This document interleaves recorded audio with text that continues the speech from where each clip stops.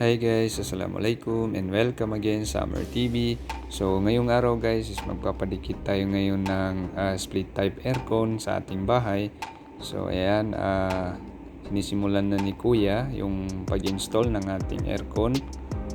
Okay, so ayan na, ito yung ating aircon, Boston Bay 1.5 horsepower. Okay, so ayan. So ayan, nagpa-cute pa ang person.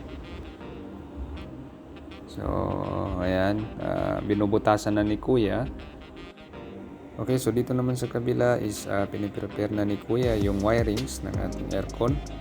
Dun sa outer, binubuksan na ni Kuya yung sa blower. Ewan ko kung ano yung binubuksan niya. Ayan, pinapasok na niya yung Europlex PVC. Ayan.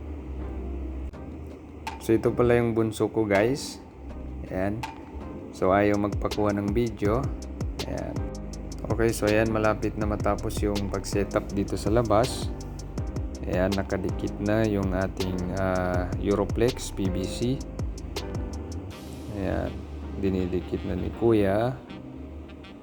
Okay guys, so ito pala yung ating AVR or automatic voltage regulator para hindi masira yung ating aircon. So, kasi dito sa amin guys, patay sindi yung kuryente dito. So ayan, chine-check na ni Kuya kung saan ilalagay yung wire. Okay, so ayan, ilalagay na ni Kuya yung ating aircon sa handler ng ating aircon. So ayan. Okay, so ayan, nalagay na guys. So higpitan na lang ni Kuya yung paglagay ng ating aircon. So dito naman sa labas ay siniset up na rin ni Kuya yung outer. Ayan. So dyan nilalagay yung ating inverter.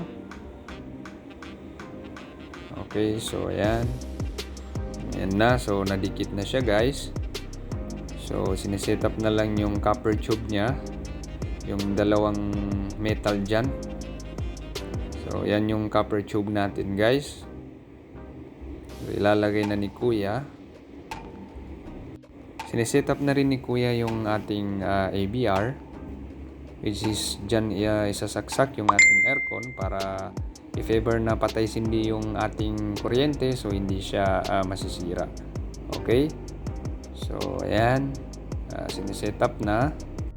So, ayan, nakasaksak na guys yung ating aircon. So ito try na natin ngayon kung gagana ba siya. Okay, so dito sa amin guys is hindi stable yung lakas ng kuryente. So kailangan naka-steady lang siya sa 220 volts, kaya gumamit tayo ng AVR. Okay, so ayan, naka-start na guys yung ating aircon. So lumalamig na guys. So yan na yung setup ng ating aircon guys. So meron tayong AVR. Ayan.